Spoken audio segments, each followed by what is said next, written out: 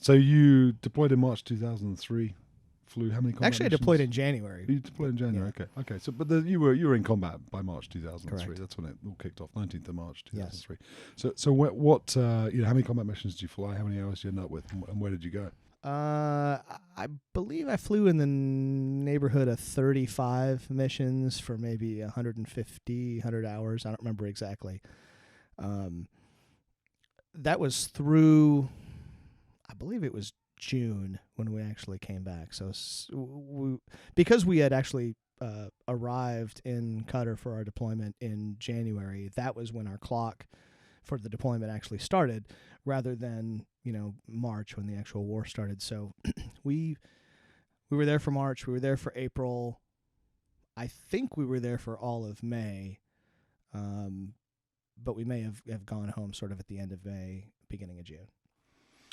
And you went straight to IFF from there? I did. And in fact, when the deployment for the Iraq War came up, I was actually up for assignment in February.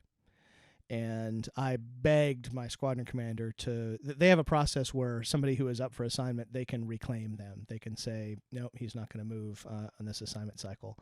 And I begged him to let me stay so that I could go on deployment. And some of my friends, some of my squadron mates, some famous people who ended up being famous, people that you'll talk about later, they left. They took the PCS, and so they kind of, for better or worse, missed out on that thing. So what that meant was that as soon as I got back from the deployment, I was hot to go. I was hot to be assigned and going. And honestly, I don't remember if I knew what assignment I was going to have before I went. I think I did know. Do you remember? I mean, we talked about that time. Yeah, I don't remember. Anyway, nonetheless, so very shortly after getting back, I mean, less than a month later, I was on my way down to Valdosta, Georgia, to be a T-38 instructor, an IFF instructor. Did you have to go first of all to a school to teach you how to be a teacher? So I don't know if this is the case now, but unlike being a UPT instructor, they call it UIP, Upgrade Instructor Pilot. The program is owned by the unit, so it's an internal upgrade process. So, by a hazy recollection, I want to say that was maybe a 6-month process. I mean, it was pretty long, and the surprise to me was the intensity of it. And I would even say today, as strange as this is going to sound, but my initial IFF UIP upgrade program was the hardest upgrade program I had in the entirety of my career, to include when I went back to the Strike Eagle and went through an instructor upgrade. And part of that was there was a noted element of harassment in that upgrade program. So to provide a little bit of context, so the IFF cadre of instructors come from every fighter background. In order to be considered as an assignment as an IFF instructor, you have to be at least a 4-ship flight lead in your aircraft, and but better yet, be an instructor in your operational unit. I was not an instructor. I had started an instructor upgrade humorously, but I never finished it because of deployment for the war. So everybody that gets there, again, is sort of at the top of their game, right? I mean, almost everybody is a captain, and they think that they're the finest fighter pilot who's ever walked the earth and all that. And in the same way that the IFF program, takes newly graduated students of UPT and kicks them right and squarely in the balls and says, you don't know a fucking thing about anything, shut up, student. They kind of did the same thing to instructors. There was a noted harassment program. And as, kind of funny as that is to say, there was a purpose behind it. And one of the purposes was, you don't know a fucking thing. Part of that is because of the sort of self-institutionalized manner in which we raise fighter pilots. What I mean by that is I became a fighter pilot in the Strike Eagle community. All of my knowledge about how to be a fighter pilot was Strike Eagle centric. And, for better or worse, things are different in the communities. And what I mean by that is not just attitude-wise, and not just knowledge-wise, but how you fly BFM in a Viper is different than how you fly BFM in an Eagle. And more importantly than that, how you fly BFM in a T-38 has not a fucking thing to do with how you fly BFM in either of those airplanes. And so, part of the process was to get you to stop thinking like an Eagle guy or stop thinking like an A-10 guy and start thinking of yourself as a T-38 instructor. Start divorcing yourselves from whatever tactics or knowledge you knew in your particular community, and now figure out how to be an instructor of future fighter pilot wingmen. Given the egos and arrogance of your average first tour captain, fighter pilot who thinks they're the fucking greatest thing that's ever walked the earth, sometimes you need a large offense to squelch that from the beginning. And I was guilty of a lot of that as well. What I walked in the door, especially, God, man, I had just come from a combat deployment. I remember being in I was upgrading IP at Moody. I remember being in a instructor meeting where we had an intel officer who gave us a classified threat brief about something. And it was something, I think it was a SAM that I had actually seen, in Iraq. And I was like, hey, I flew up, went up against an SA-6 and it looked like this instead of like that, or I don't remember what it was. And the response I got was like, yeah, shut the fuck up. Like, new guy. Like, who are you? And in my mind, I'm thinking, what? Like, I was just, flying against a real SAM a fucking month ago, and I can't make a contribution to this community. And again, it was all sort of part of you need to take your ego and stow it and learn how to be an instructor here. And then after you've learned this trade, then you can start to work in your experience before. But until that point, shut up. That pissed me off while I was doing it, but I certainly now, in retrospect, I'm thankful that that's kind of the way they did it, because there was a lot I still had to learn. You had some foreign students at IFF. I did, yeah. How did that work out? Well, generally as part of foreign military sales contracts, agreements, is how foreign students get put through IFF. And, it's really more a function of, because various allied nations don't have the same kind of customs that we do, as fighter pilots. In order for someone to go learn to fly a Viper that their country has bought, we have to teach them how to fly the T-38 and then teach them how to do the fighter pilot stuff, before they actually get out to wherever they're actually going to fly their aircraft. And so some of that was very humorous. I remember we had the first group of Polish students that showed up because, we sold the Polish the Viper. And one of the, I'm going to quote unquote student, he was a student, but one of those guys was a lieutenant colonel who had, lots of time. I remember he had MiG-29 time and all this kind of stuff. His English was terrible and we could barely understand each other. So I wasn't entirely sure how well he was going to do. And I remember I flew a range ride with him. So we were going to go out and we were going to do, just conventional box pattern deliveries, or simulated deliveries, I guess, since they're electronic bombs, not real bombs in the T-38C. But I wasn't entirely sure through the brief whether he was really understanding me. There was a bit of a language barrier, and we got out to the airplane, and I was kind of having to give him some corrections while we were, sort of getting ready and starting and going. And so I remember I demoed the first pass, and I don't know whether it was a 10, 20, or 30, but it was some kind of conventional bombing pass. I demoed the first one, and then I gave him the aircraft, and he did every pass after that was fucking flawless. Every single delivery he was dropping shacks. He was perfect. He was better than I was. So it was one of these things like, why are you even here? But it went from that, that was sort of on the high end of international students who came through to, we had students who, even with the, I'll say, generous grading standards that international students are afforded, they are not graded on the same criteria that American students are. Even given those very generous standards, they were their national representatives, helped them pass. They would be given sort of extra rides to try and get them, up to snuff.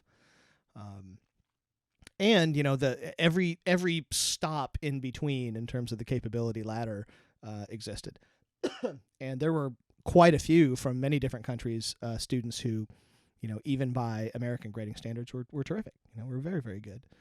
The language barrier was frequently an issue.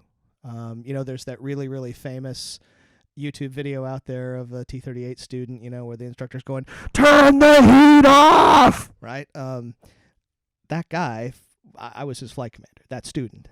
Yeah, he came to me afterwards, and his flight commander at his previous base, at his UPT base, called me before he showed up and said, yeah, he's had some language issues, and he's a fine stick and rudder pilot, but he's going to need some help. And so, I mean, in that particular case, he was a Japanese student, and there was an instructor in the squadron who was a very fluent Japanese speaker. So, I paired them up. I flew them together as much as they could. And again, he was a great student. He moved on, and I'm assuming that he did fine. And he was going to the Eagle, I think. So, but yeah, international students were very interesting, because just as important as their flight training was, there's also a component to international aid that is a political, piece.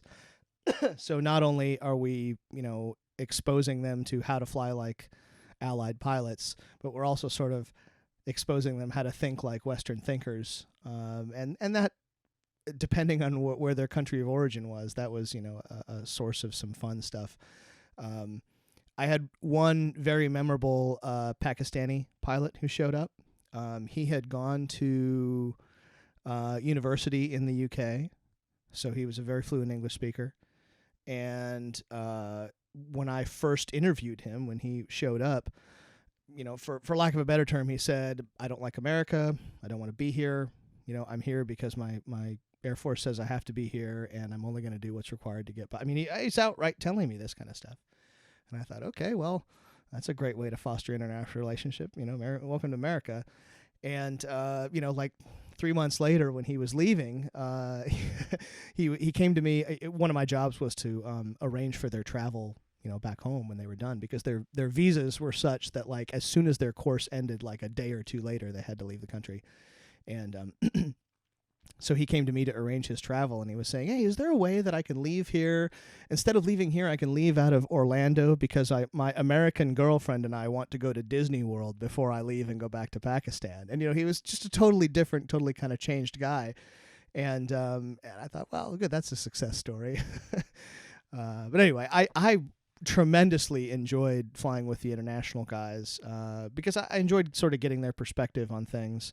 I tried to learn as much about them as they would hopefully learn from their experience here, and so that was enriching for me, both as just an individual and as hopefully as a military officer also. You mentioned it's the T-38C that you're flying at IFF. How is that different from an AT-38A or a T-38A? Biggest change is that they've upgraded to a glass cockpit.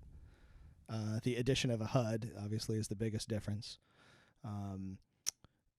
I think it was a tremendous advance in capability. I mentioned way back at the beginning when we were talking that the T-38 has sort of reached the end of its service life in terms of its ability to teach relevant topics to fifth-gen fighter pilots.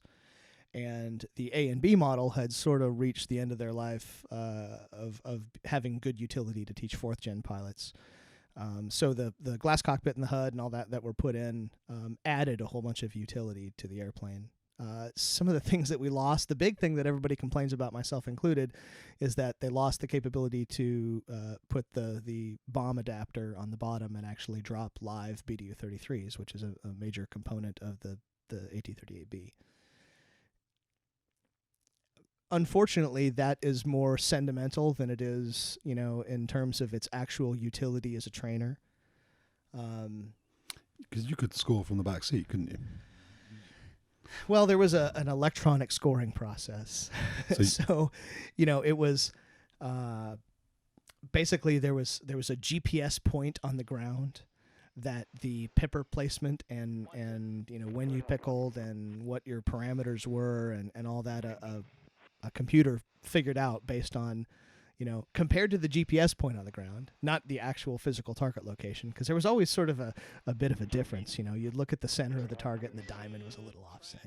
There's just no physical way to have enough decimal points there in that computer. Obviously, in real life, you can have a lot of decimal points, but there was no way within the confines of what the airplane was capable of to have it be a perfect location for the target. So, everybody kind of knew that there was a little bit of bullshit factor there, and nobody really strutted around, at like a peacock, like, well, I was the air-to-ground Top Gun, I was the air-to-ground Top Gun a quarter or two, and it was like, la-di-da, it's electronic bombing. But again, step back to when we were actually, talking about what the objectives of IFF are.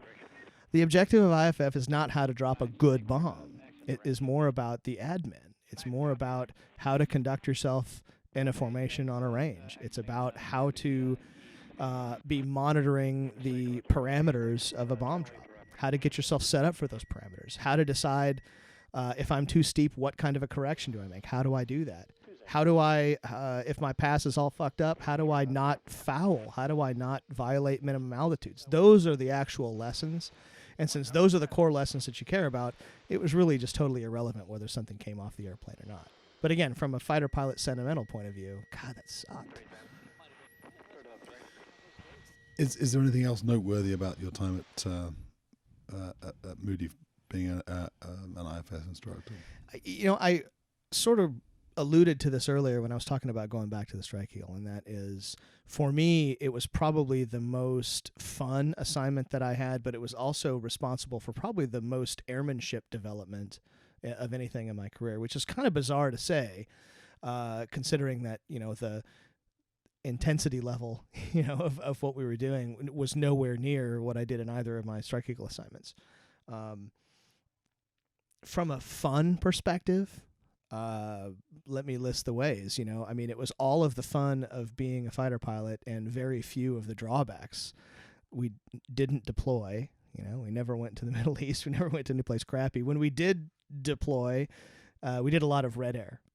So we'd be, professional MiG bandits, and it was to fun places, and it was, people were trying to shoulder each other out of going on those, deployments instead of, trying to figure out ways not to go. So, we didn't fly nights.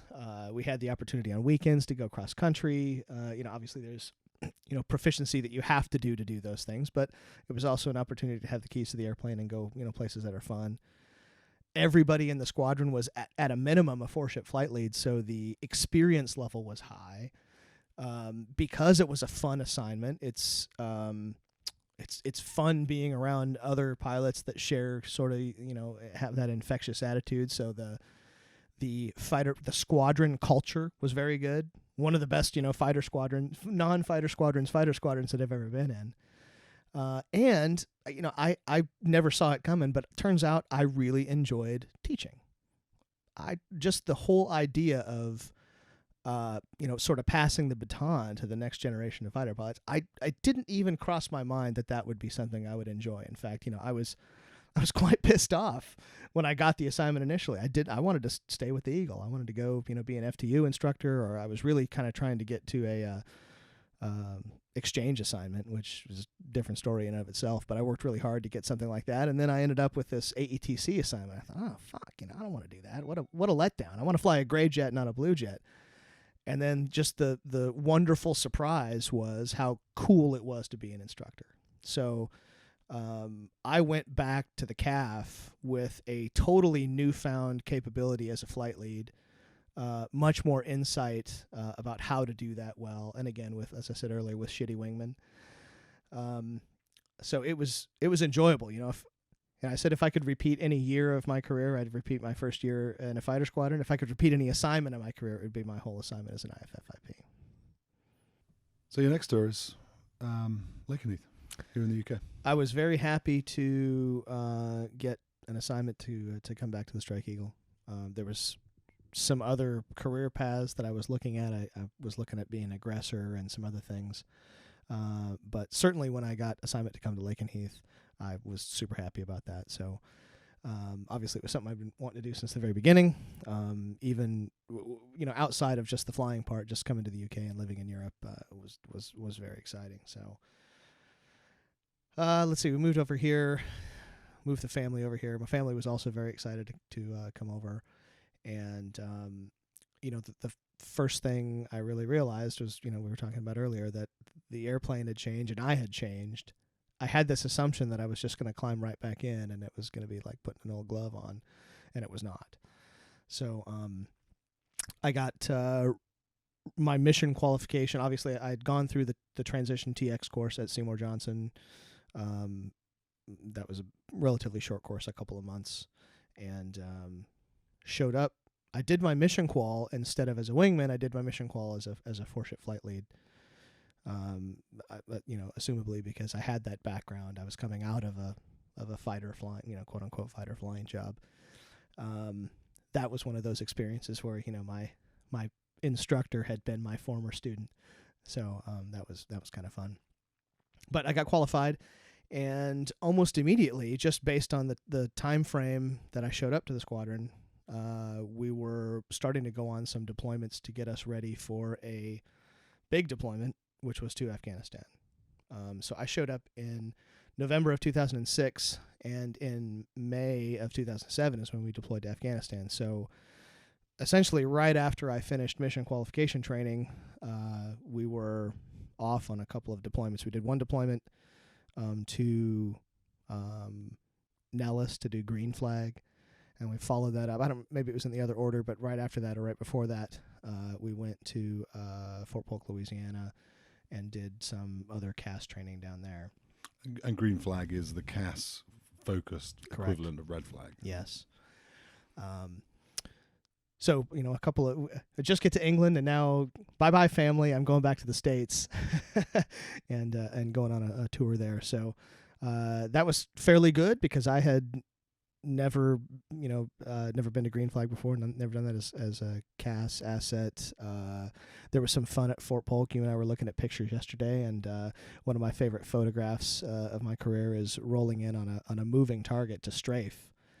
And they had at Fort Polk, they had a little train. I mean, it was a full-size train, but it had a bunch of targets propped up on top of it, and you would tell the controller when you were about to tip in, using the British parlance, and they'd start moving the train, and it was a moving target strafe. So that was pretty exciting. Anyway, following that, we deployed to Bagram, Afghanistan. We were only the second Strike Eagle squadron to deploy to Afghanistan, the first being the Bold Tigers. So this is Enduring Freedom. This is OEF. Yeah, this is spring/summer of 2007.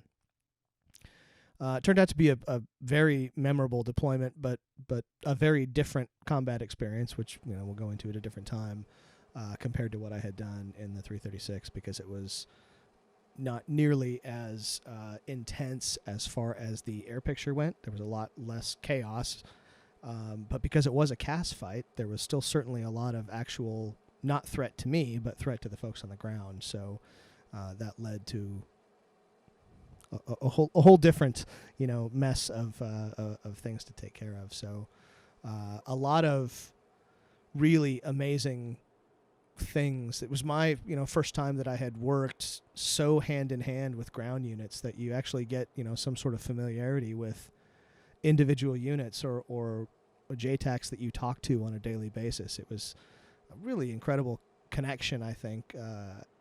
You always feel some sort of fellowship with your own squadron, while you're in combat, but having that connection with folks on the ground was really kind of an amazing, cool, different thing.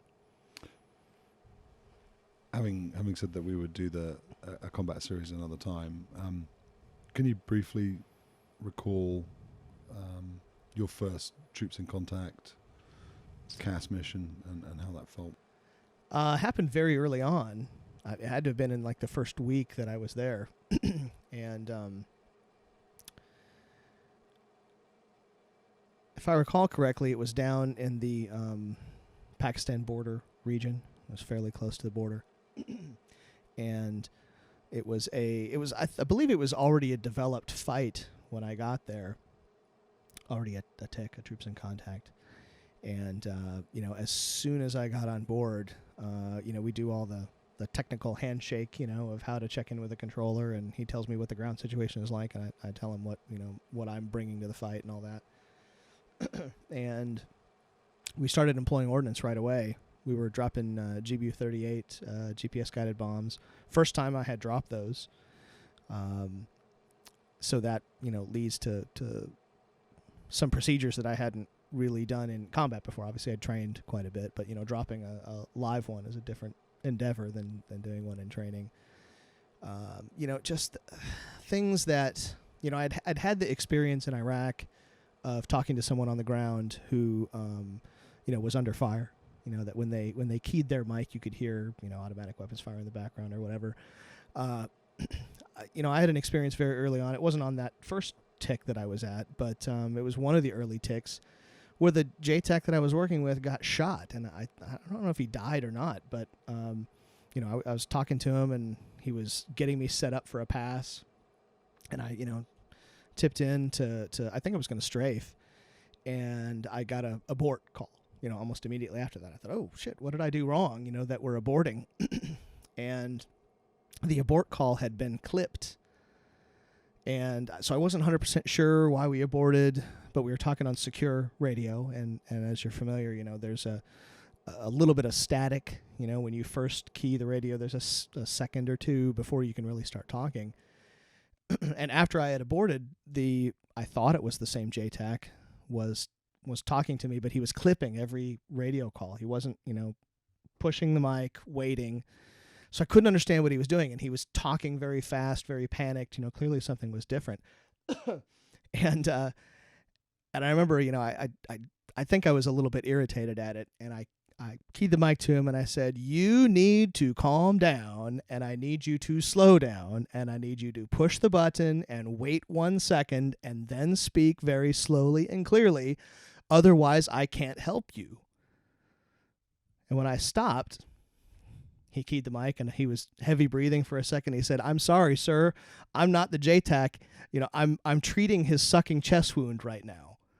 And that really was, didn't I feel like shit, for talking down to him like an elementary schooler when he's obviously under a really, kind of severe situation. So one of my first kind of realization, not really realization, but, it just really brought it home, that connection between here's a guy who's no shit in real danger, dealing with real acute problem right now, but also I'm in a position to help him, so that I found that incredibly fulfilling. Were all of your missions in Afghanistan of that kind? It was a CAS war, wasn't it? It almost exclusively, yeah. So there was you weren't going after fixed targets, strategic targets? Mostly not. I think the main mechanism that we were being employed in was this kind of nebulous mission called XCAS, which is on-call CAS. So you would take off and you would go to some place like a MOA, just some holding area, and you would stay there and just kind of motor around until they called you in to a troops in contact. And they were happening frequently enough that, maybe 60 or 70% of the time you would go from XCAS to actually servicing someone who's on the ground. So how long were you there for? Basically the entire summer. So the end of May, beginning of June, all the way through like September. Okay. Came back, and that left you with 2 years at Lakenheath to go? Yes. What did you do? Flew. Yeah, but what kind of flight? So I'm leading you into a nice valley where there's lots of photographers, and you can fly down, pull G's, get vapors. There was a component of that, yes. You've known me for quite a few years. I'm a huge aviation enthusiast, and obviously I'd for many years seen photographs and movies and stuff from the Mach Loop, although the American term is roundabout, because that's how it looks on the map. When I first got to Lakenheath, I didn't really have the opportunity, because of the way that the training pace went, to go explore that. But you're right, almost immediately after we got back, training flights went out to that low fly area 7 at the time. I don't know if it's still that. And from the very first briefing, I remember I went out as a wingman, and the guy told me about it, was like, here's the roundabout, here's where the photographers are, so smile as we go through this particular area, sort of thing. And I don't even remember if I saw any photos of my flight flying through there, but coming over and with you in that was fall of 2007 too, right? That was October, September, something like that. It was shortly after I got home from deployment that you and I took the day. It was going to be actually 2 days, and drove out to CAD West, went up on the mountainside, and met a whole bunch of the main players who were up there. And I had a terrific, at least before the end of it, I had a terrific time meeting those guys, and obviously people who share a common interest, and I really liked them. The end of that, was a crazy story with my family, but the what fell out from that, I guess, was I had email addresses and contacts of these photographers that I knew were going to be out there. And so from that point on, anytime I had a training mission that was going to be going through Low Fly 7, I was going to try and plan it through the loop. And if I did that, I was sending out shotgun emails, guys going, hey guys, here's my call sign and here's where I'm going to be there. And inevitably, I would get back from the flight and my email inbox would be full of these, this is a cracking shot of you, go by. What's the so to take a subject that's full of levity and to make something serious out of it? Is it practical low-level flying anymore?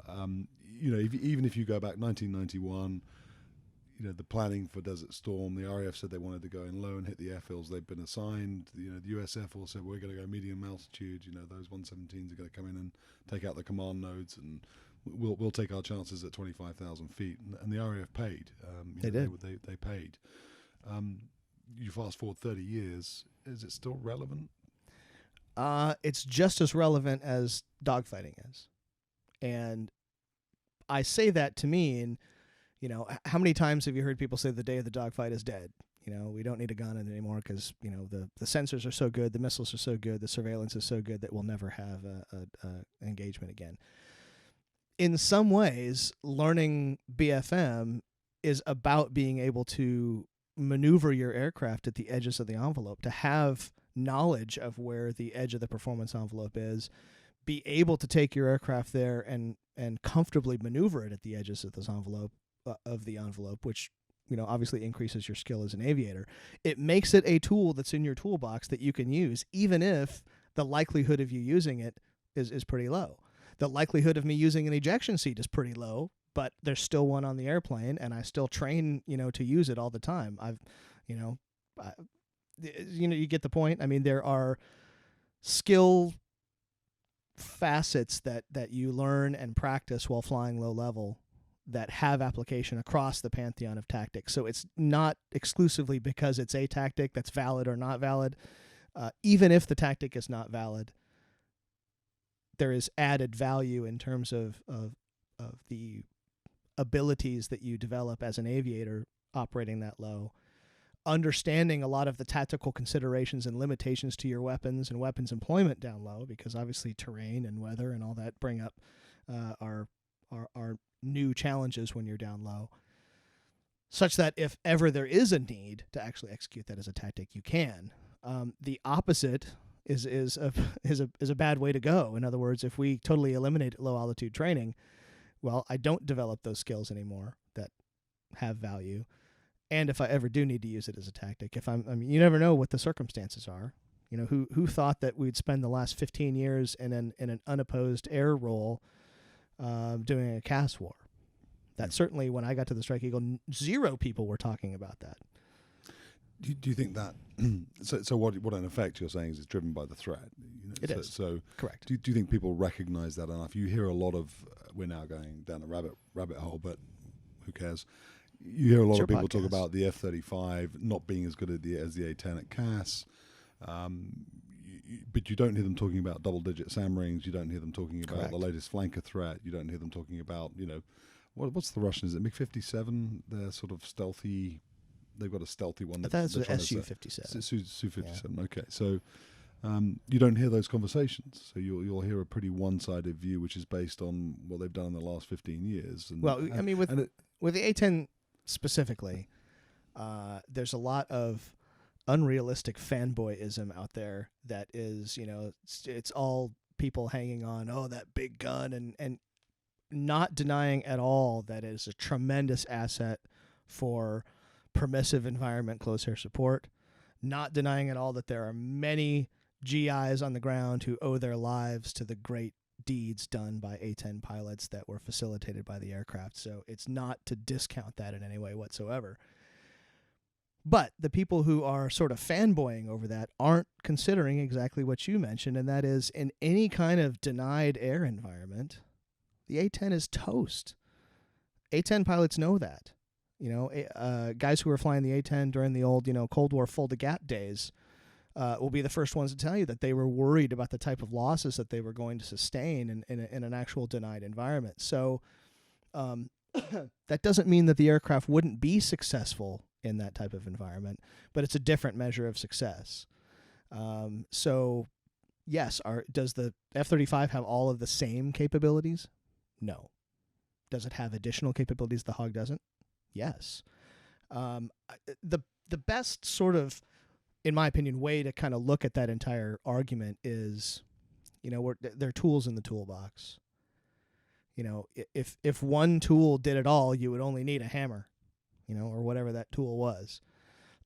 So, but unfortunately in your toolbox, you've got wrenches and you've got screwdrivers and you've got hammers and you've got crowbars and you've got all kinds of different things out there. When it comes to close air support, does it really matter what the delivery vehicle is as long as the ordnance gets put on time, on target, effectively? I think that's one of the most compelling arguments for the A-10 or for investment in the A-10, though, which is that, okay, if you grant that in a permissive environment it's going to be okay, in a non-permissive environment it's going to struggle, what can the F-35 bring to bear in any environment? It's got this tiny little cannon if it's sort of close air support, and it only has a few rounds in it, and it's got a low muzzle velocity, and so that is perhaps the most compelling argument that detractors of the aircraft or proponents of the A-10 bring to bear, isn't it? That there's a basic assumption that argument makes, and that is there's something that the GAU-8 30mm cannon provides that something else can't. I don't know if that is a truism or not. Again, it's weapon effects that we want, not weapon used. If you can achieve the same effect with another type of ordnance, and I believe this is the whole intent behind things like small diameter bomb and such that are precise and are using smaller kinetic warheads and things like that, can those replace a gun? Maybe, maybe not. I don't know. But again, I think it's really it's favoring a particular airframe is 2 steps removed from what you should care about. You shouldn't even favor a particular ordnance. What you really care about is what the weapon effect is. And if you achieve the weapon effect in the right place at the right time, it's completely irrelevant what the weapon is or what the delivery system is.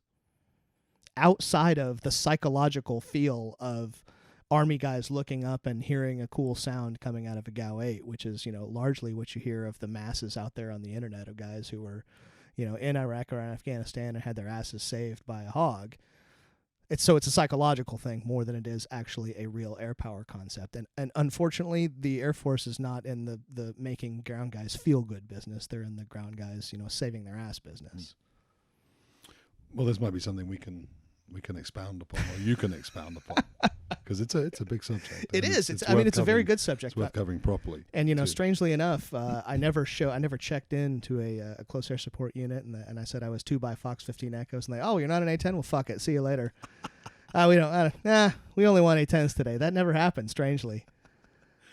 So tell us about how you got to the MC-12, and we're 2 steps away from you ending your distinguished Air Force career. You're in the MC-12. That's your penultimate assignment. It is. So directly following Lakenheath, I went to be a undergraduate pilot training instructor, back to the T-38 again, my second trip through there. And there was a confluence of a couple of things that was occurring career-wise for me. I had just made 05, been promoted to 05. That's Lieutenant Colonel. Correct. And I had not been on a remote assignment yet. And for fighter pilots, that's something that essentially is required of you. Remote assignments are essentially chosen for you. So because I had not been on a remote assignment, I was hot for a remote. In other words, the Air Force wanted to send me a remote. I didn't want to go remote. So that was one thing.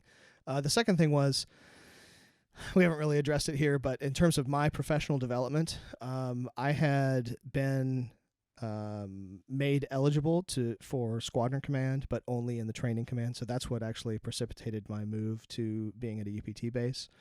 I arrived at the base, and the wing commander who had hired me to be in his pool of commanders was quite blunt with me that compared to, unfortunately for me, compared to the other lieutenant colonels on base who were also in his pool of potential squadron commanders, that I was not quite as shiny of a penny as other people, and that I was probably going to have to look for options elsewhere. So sort of that in conjunction with the fact that I had not been remote before, and I was interested in getting back in the combat game again. That sort of all was a big flashing arrow toward, let's point to the MC-12. And the MC-12 is what? It's an airplane. Thank you. Thanks for coming. That, folks, is the end. Okay. There's a way longer story than is worth telling on this, but it's an ISR, and intelligence, surveillance, and reconnaissance aircraft. It's based on a King Air 350ER. It's an aircraft that the Secretary of Defense bought for the Air Force based on some aircraft that the Army had funded themselves. Was that Robert Gates? That was Gates. Okay. Correct. So the Army paid to research and develop a type of aircraft called Mars, and these were King Airs that were designed for essentially IED interdiction, but also had some secondary surveillance benefits. An IED being improvised explosive device. Correct. So the roadside bombs, right? Okay. Yeah. Which were an issue in what?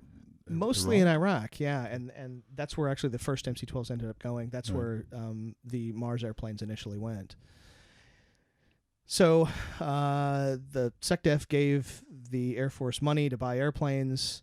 The Air Force kind of didn't really know what they were going to do with the airplanes. They knew, obviously, that they're going to be a combat asset, and they were essentially going to do the same job that the Mars airplanes had done for the Army. But they didn't really know how to do it.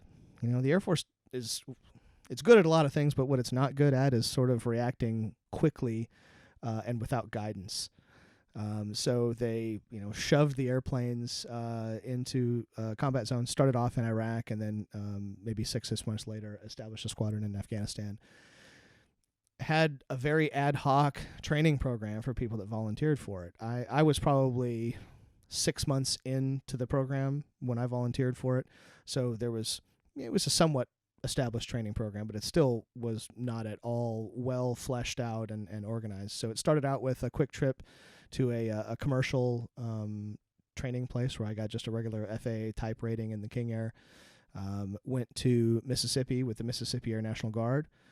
One of their missions was to fly an airplane called the RC-26, which is a metroliner that does some drug interdiction and ISR stuff, which was a mission that was sort of tangentially related to what the MC-12s were, and that's why they were given the FTU equivalent, if you will.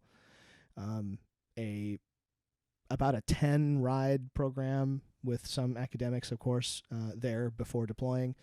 And then I went to Bagram, Afghanistan, and started right away flying combat in airplanes I had like 10 hours in.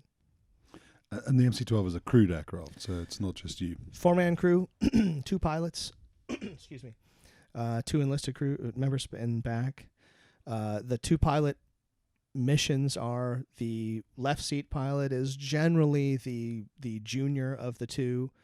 He's just the pilot. the right seat pilot is the mission commander. So he's really managing the entire crew. He may or may not be hands-on flying, but is mostly a manager, commander. One of the enlisted folks in the back is the sensor operator, primarily responsible for running. There's an MX-15 IR and EO imagery ball, in addition to a lot of the air-to-ground communications they're responsible for. And then the other crew member is, at the time, it was called a CO, a crypto officer, and I think that they have since changed that to a TISO, a tactical systems officer. And they were primarily responsible for operating the signals intelligence suite on the aircraft. As should be obvious, it was the first time that I had worked either in a multi-pilot environment or a crewed aircraft with enlisted aircrew. Totally new experience for me. I had no idea what I was in for, and turns out I enjoyed it tremendously. I thought it was great.